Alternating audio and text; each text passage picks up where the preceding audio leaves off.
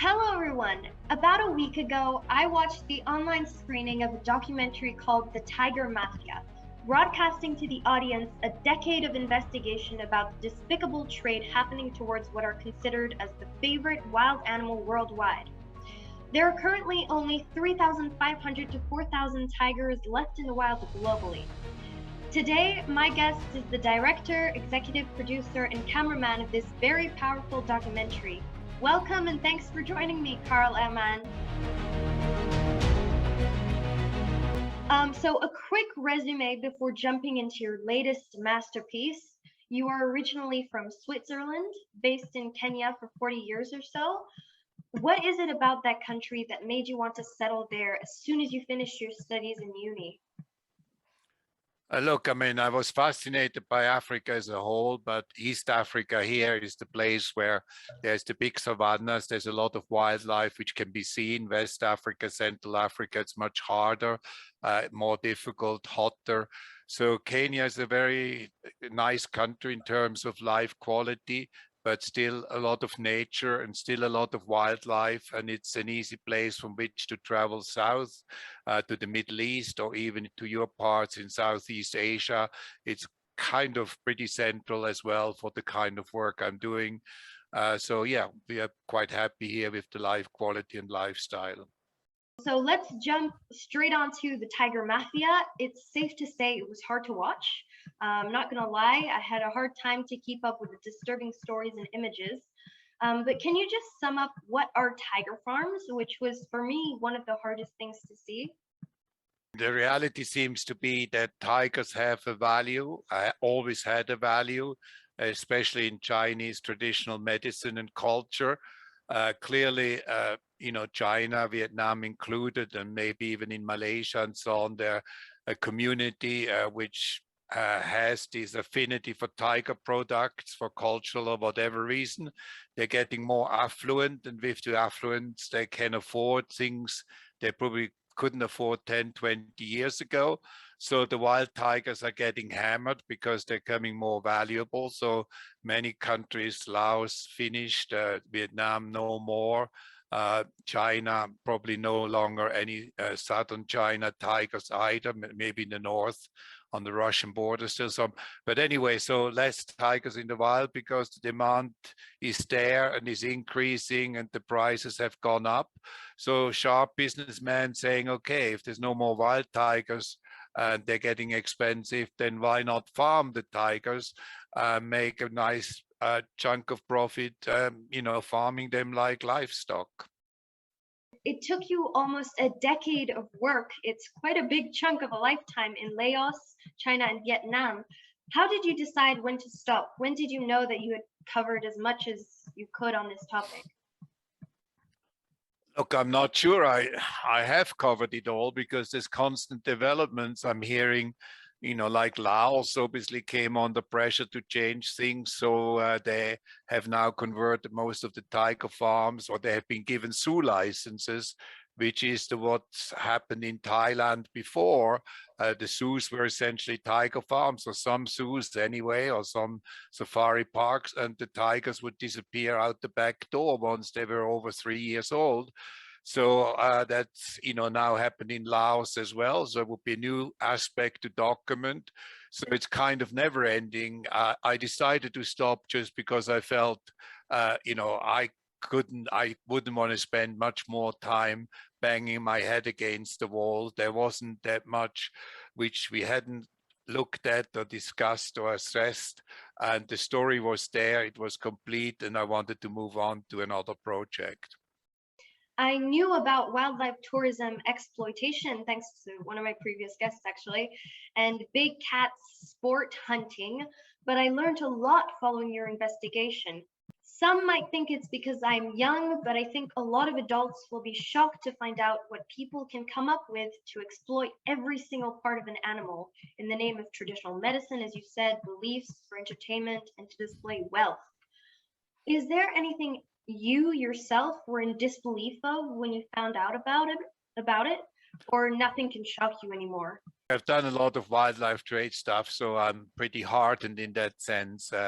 also primates, they're particularly close to my heart, and what happens to them is been a major issue for me for a long time.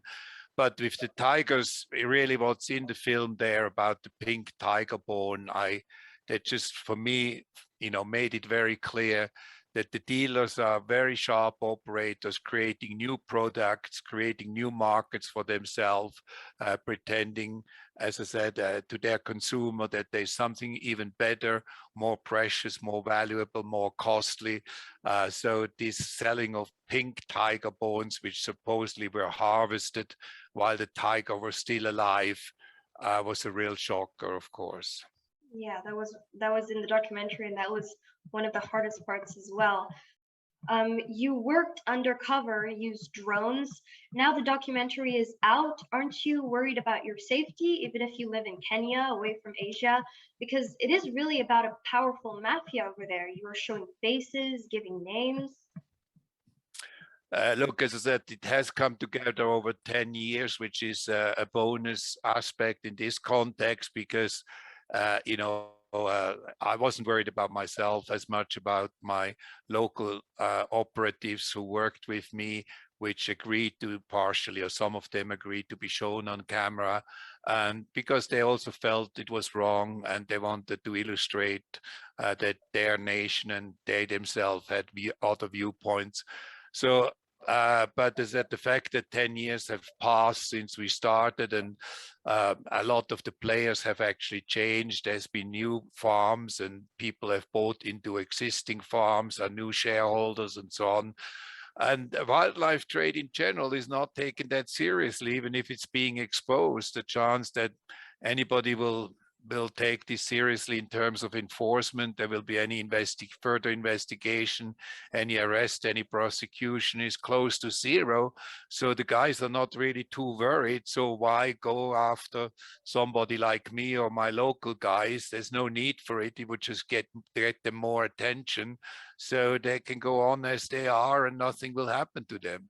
Related to that, what do you hope people will take away after they watch the Tiger Mafia? As I said in previous interviews, it's open for debate. I'm not saying that my viewpoint on this is the only one. People can have different viewpoints. There are the issues of cultures and traditions, which different societies have, and the same is true from where I come from. So, but I would like to see a debate. I mean, if we're starting to farm tigers, what's next? I mean, we'll farm leopards, we farm lions already in South Africa for their bones and so on. So if everything is going to get farmed and commercialized and commodified, and is this really where we want to go? Is this really how we should deal with, nature and the creatures in nature? And, it would be nice to start that debate, and your generation is probably more attuned to this because of the internet, because of this access we have via Zoom and so on, and who still have a chance to maybe change things before it's too late. I know you are quite disappointed with the leaders and the governments and not enough action being taken. How can people who are just sitting at home in these times do anything to help the tigers? As I said, look, I'm disappointed with the government and the government quality in many of these countries, the level of corruption.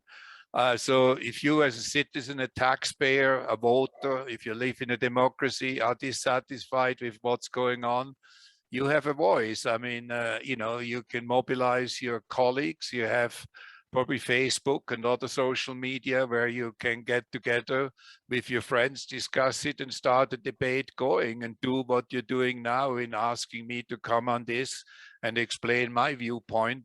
And if there's enough attention to the issue, then maybe the policymakers, the guys who want to be voted in, the guys who want our tax dollars, have to be concerned about where the public stands in the context of wildlife trade and tiger farming or wildlife farming.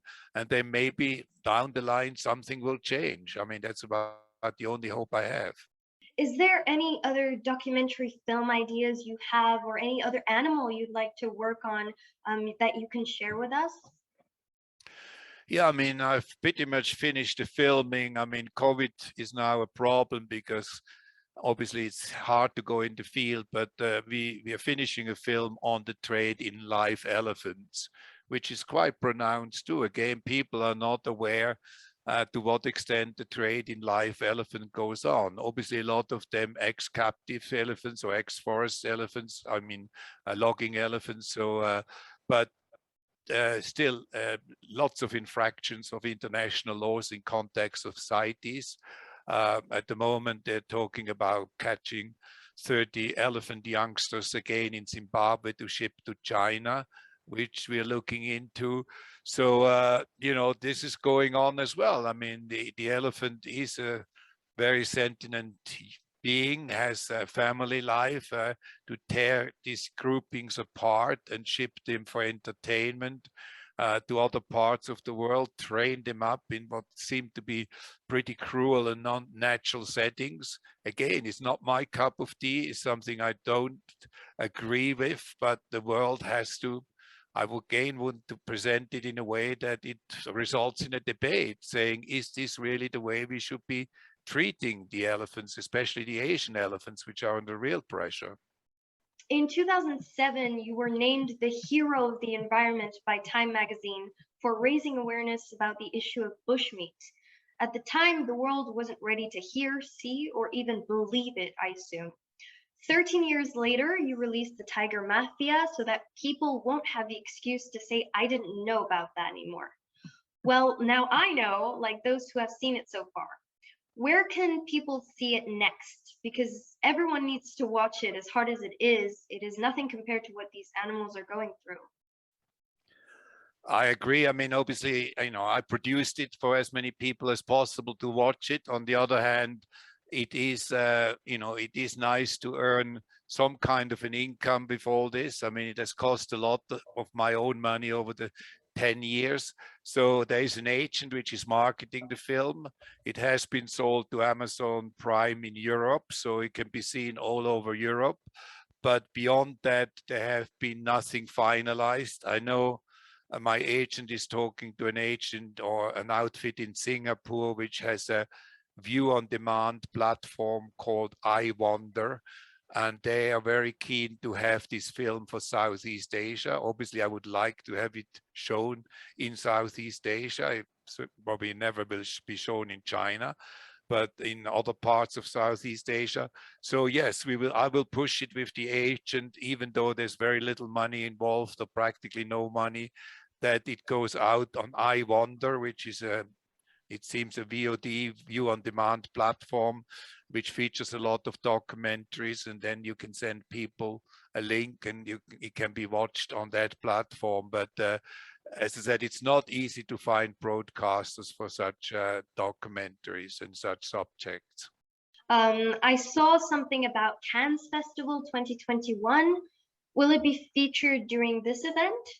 I think that had already passed. It was, I think, Swiss films featured or showed it in some form. Yes, we have won several awards at several festivals, and we are still in this festival business, meaning we're still submitting it for a wide range of festivals, and it does help with marketing. If you win festival awards, the acquisition editors for TV platforms are more likely and feel more comfortable to go with it than if it's not been, you know, recognized in film festival context. So yes, we do hope to get it a lot more attention, and especially in Southeast Asia. And film festivals are always of interest in that context. Well, I'd love to see it again. It was midnight, I think, when I saw it. So I'd love to actually see it again and be fully awake.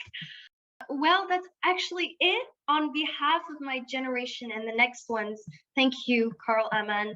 I know if I have the chance to see a tiger in the wild one day, you will have been a big part of this dream coming true.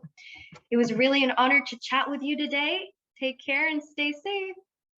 Bye. Thanks for having me, and I will let you know when the film is available in your part of the world. Thank you. Okay. Thank you for having me. Thank you for watching today's interview. Tigers are an extremely important part of the ecosystem. a key in sustaining the balance of the food chain, like sharks, so it is imperative that we protect them. To help them, don't buy any products that contain any tiger parts, and refrain from going to shows that are featuring them. Let's together save the world's most admired wild animal. I hope you enjoyed. See you next time. Bye!